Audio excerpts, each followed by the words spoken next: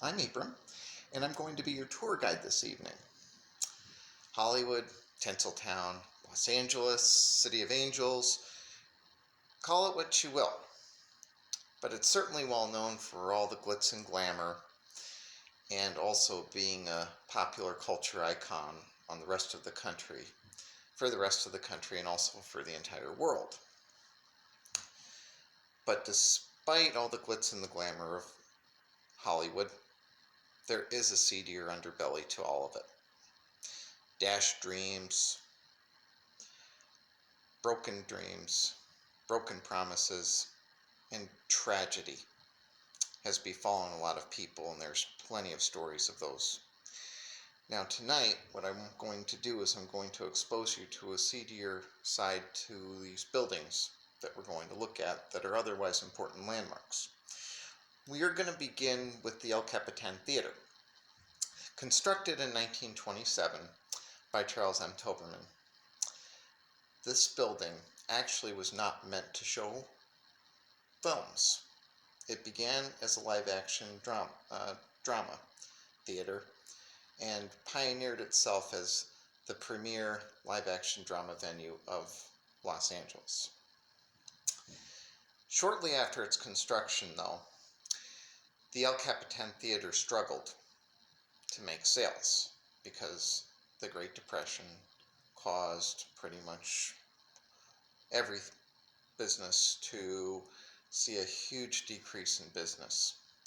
So as they struggled to get sales for the live action dramas, eventually the manager, not able to cope with the stress anymore, committed suicide in the balcony.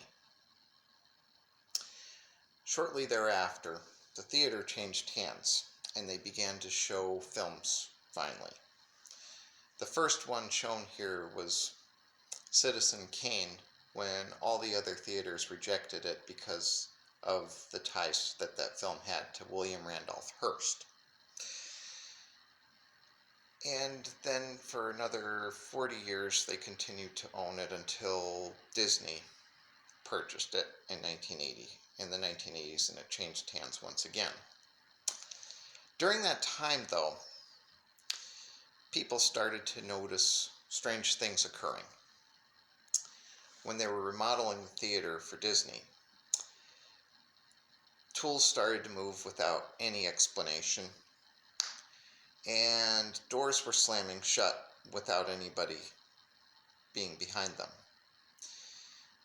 One of the construction workers also disappeared for 2 days without a trace, and he was found 48 hours later upstairs in the balcony without any recollection of how he actually got there. And eventually, Disney premiered the film The Rocketeer in 1991, and that was when construction had finally finished. And something else strange happened. The projectionist of the theater was a very strange individual, didn't keep friends, and he liked to go up to the balcony and look into the theater. And just imagine what life was like in the 20s and 30s when it was first constructed. His behavior got to be more erratic over time. He told the other employees that there was a new manager that was telling him he was doing a good job, and he also thought that they were gossiping about him, and he complained to them. And they told him that there was no new manager. The manager that had worked there was there all along. Not only that, they also weren't gossiping about him. Nevertheless, he dug his heels in. And eventually, tragedy struck in the theater. He did not start the film on time. And because of the pause, the patrons in the theater got restless, and they eventually got out of their seats and moved upstairs, and what they saw next changed their lives forever. There was blood all over the projection booth, and he had cuts on his wrists, and he was just gushing blood right out of them, and lying on his back and mouthing the words, "I can't do it, it's too much." Nevertheless, nobody found sharp knives, tools, razor blades, anything that could have caused it. And they called an ambulance. The ambulance came, took him to the hospital. He died on the way. Nevertheless, they could never find any tools. It's possible they got lost while moving him to the hospital, but nobody knows what happened still to this day. Next, we're going to cross the street and go to the Chinese Theater.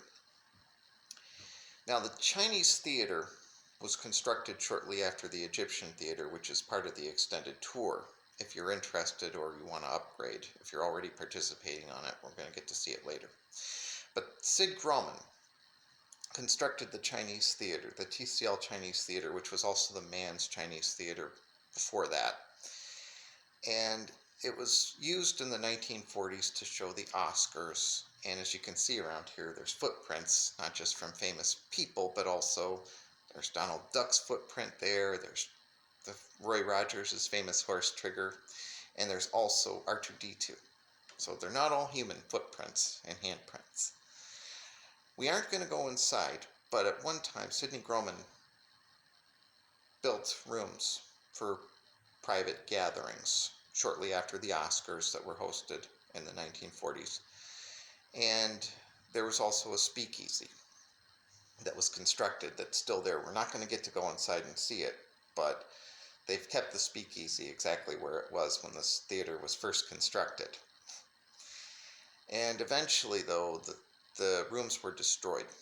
There is an apparition inside called Fritz, who's a friendly ghost. He just pranks people. He moves things around and he slams doors, and the employees still say it's Fritz if they ever hear a loud noise. But the real apparition is out here where we're standing. Victor Killian rose to prominence in the 30s and 40s, but eventually was blacklisted. And he had trouble finding work, therefore.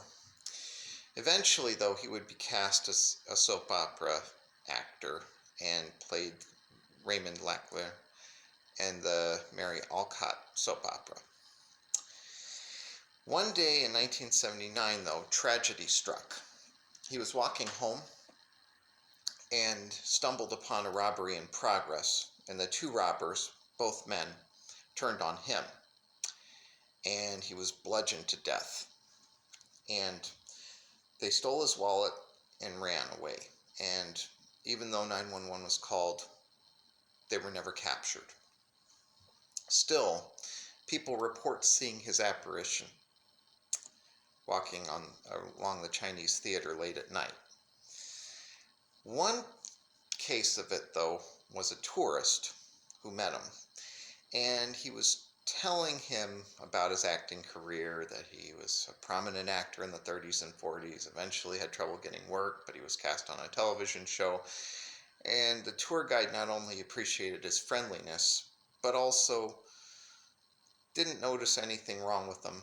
However, when Victor Killian, or his apparition, said he was tired and needed to go home, he turned around and then he noticed the wound, the very serious head wound. Immediately alarmed at the sight of this, he ran and got bystanders. The bystanders called 911, and the police came. The bystanders also, they all followed this tourist back to where he saw Victor Killian. However, he was long gone by then, and there was nobody there that matched his description at all. Now, follow me. We're going to now look at the Roosevelt Hotel. Constructed also in 1927, the Roosevelt Hotel, named after President Theodore Roosevelt, is actually the oldest standing and operating hotel in the city of Los Angeles, believe it or not.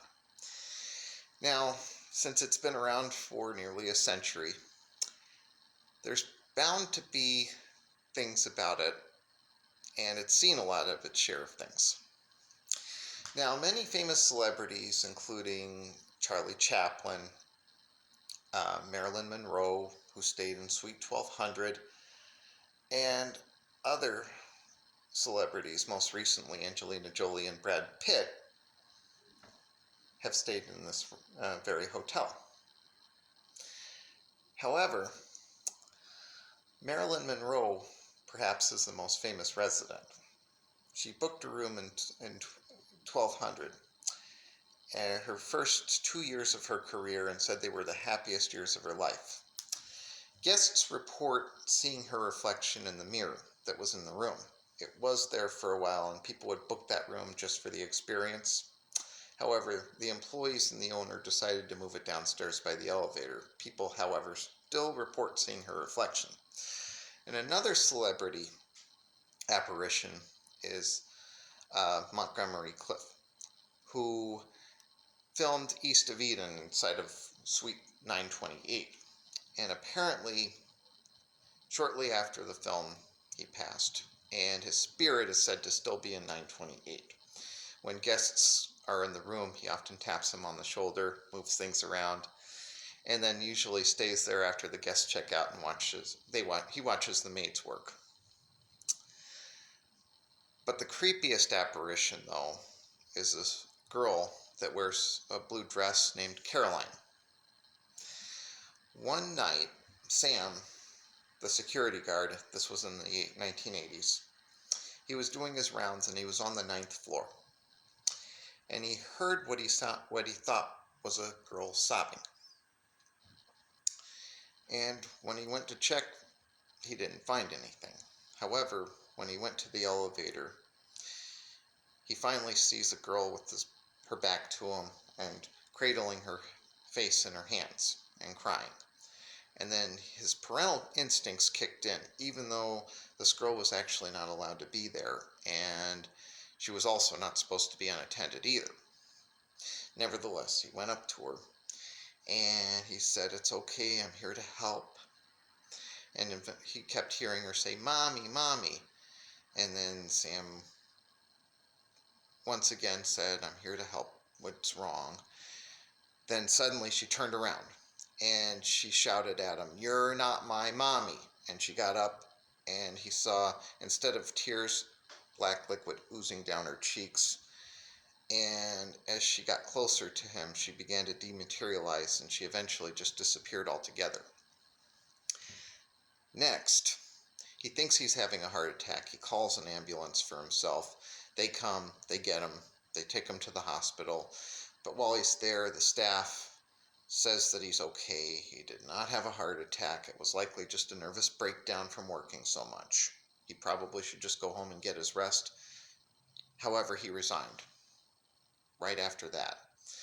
And I don't know about you, but I would rather see Marilyn Monroe's ghost than Caroline's.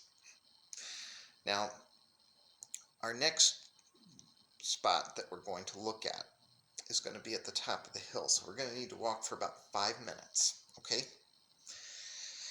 And as we get there and get our exercise too, I do want to mention to you that, again, if you want the extended tour, please go ahead and book it in your smartphones, and I'll take you to some other spots on this trip too. Now, the Magic Castle is perhaps the oddest of all our places to see. It was built in 1909 to be a chateau-style mansion for Ralph B. Lane, a very successful businessman. And eventually, Milt and his brother, Robert Kane, decided to change it to a magic shop and got help from their father.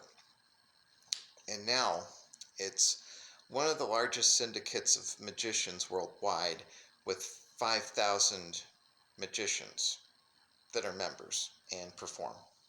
And it's a very exclusive spot too. You have to be invited. Even though the magicians and even guests in the hotel, they can be given an invitation, but it's an invitation only. And naturally, since there's magic and mysticism connected to it, there's spirits too. It's said that the original owner, Randall Lane, who died in this house, can still be seen roaming the halls of the building.